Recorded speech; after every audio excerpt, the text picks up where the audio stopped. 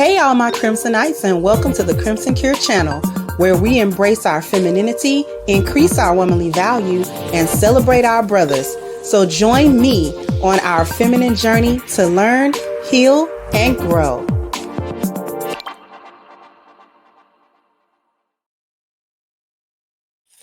Hey there, my Crimsonites, and welcome to the Crimson Cure channel. I'm your hostess, femininity coach and author, The Crimson Cure, and this is my perspective. So I ran up on this video, and I thought it was interesting that this woman is saying if you clubbing every weekend over 30, you might need therapy. And then we're going to take a look at the comments as well. But here we go. For 30, and you're still clubbing every weekend, it's time for therapy. Yes. Yeah, I don't know if it's time for therapy. It might just be time to sit your ass down. You need to go to therapy because why you still up in there? People enjoy going out. Therapy. Every weekend. Drinking every weekend is not healthy. They didn't say drinking. They Yes, said it is. clubbing. Doing hookah. Y'all don't in Atlanta. When do y'all not drink and do hookah all Plenty the of time? places. Absolutely, there are clubs. It might be a lounge. Now, let me be very clear. I'm not going to the club. I'm just saying being over 30 and going to the club every weekend is not a cry for help. To me, I don't think it's a cry for help. It sounds like it. I think they might just want to be out in the streets. Some people, maybe they're single and don't have nothing going on the weekend, so that's what they want to do with their friends. I don't know. No, I ain't finna do it, but disagree. Need help. Talk to the lady. If you're over 30 and you're now, I agree with the going to therapy, and maybe not therapy per se, but growing up. You gotta grow up. You gotta find something to do. Over 30, you ain't got nothing to do. 30 and you ain't got nothing to do. Clubbing every weekend. They didn't say go have a drink every once and again. Go, to a dinner with your friends every once and again to unwind. That's not what was said. It said every weekend, the club. That's problematic. Because what that means is you're not growing up. So you doing the same thing 10 years later. At 21, you was going to the club. Now you 30, 31, you still doing the same thing. This is lack of growth. But this is what these hyenas do with the lack of growth, because they in the comments, if you are over 30 and on a podcast telling someone what to do with their life, you need therapy. How they always try to turn it around. I don't see how y'all do it. I be yawning in the club. Let's make the new norm worry about what you do with your personal free time. Mind the business that pay you. Oh, I could tell she wasn't wiped up in her 20s. 30s is when you can afford to be there. Okay. If you're over 30, do whatever you want. We all expire one day. So most of the women thought that it was okay to still be doing the same thing at 31 that you did at 21. They don't see it like that. I guarantee you they don't see it like that. For those of them who was like, no, it's all right. All y'all thinking about is going around. Y'all still in the street tooting that thing up is what's happening. You still single.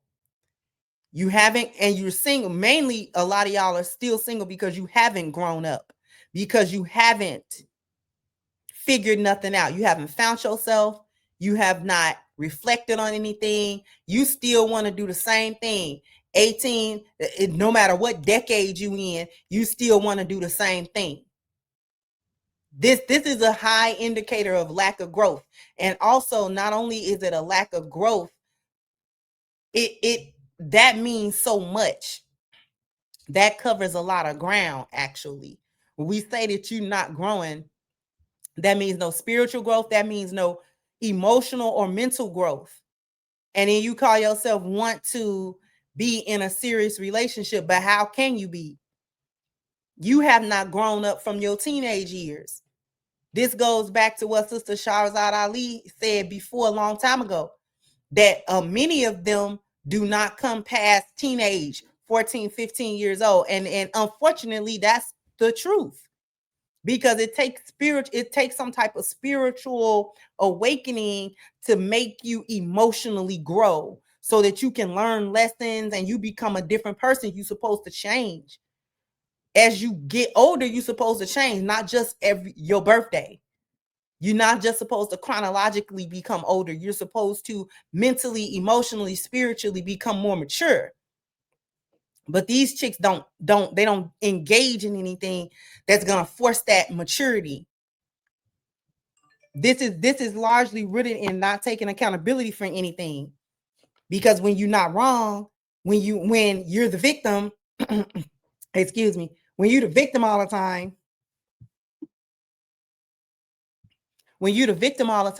and when nothing's your fault, and when everybody doing something to you, you can't actually get the maturity that you're supposed to get from certain lessons that you were supposed to learn.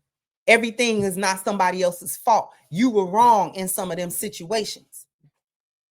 And as much as you dodge the accountability, that's what stunts the growth. That stunts the actual maturity. It keeps the maturity from taking place. I don't even like to be around nobody that 10, 15 years pass and you still on the same program. What's wrong with you? Like you still doing the same thing. Your life ain't progressed none. You ain't changed your idea about nothing. You have not even so much as changed your approach on things. 10, 15, 20 years past, you still stuck. It's the reason you stuck. And it's not somebody else's fault. It's you. You're the problem. You're the common denominator. You find a lot of people that be stuck like that, always have entitlement, and they always are very immature, and they constantly have a victim card going. And it's actually sickening to watch it go down like that. Because what are you doing? And those type of people usually can't talk to them. When you try to talk to them and they get the clowning when you start bringing up accountability and things of that nature. Now they don't want to talk to you, or they get mad, or they start talking in circles, deflecting, doing all this other stuff. Don't want to hear it. You can't tell them nothing. And that's why you don't change, because nobody can tell you anything. So stay stuck.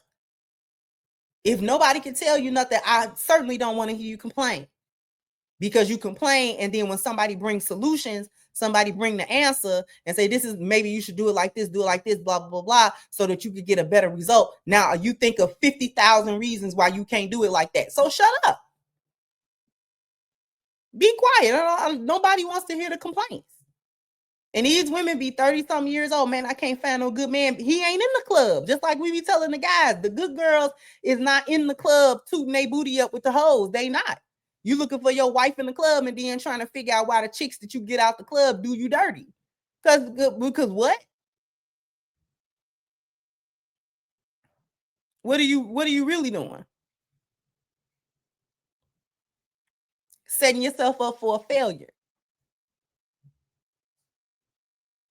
So you may not necessarily need to sit on somebody's couch, but you might, because there's usually some underlying issue as to why you can't face maturity, why you can't take accountability so that you can mature and do things differently and handle your life differently. What, you ain't got no work to do or something? Find a hobby that don't involve twerking in the club and getting drunk. Trying to talk about, ain't nobody say drinking. They drinking and smoking in the club.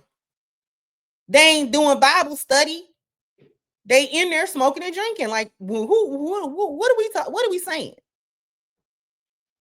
I hate when chicks be talking sometimes. It be the deflections for me. Taking little bitty points and trying to make a point. Like, shut up. Anyway, jump down in the comment section.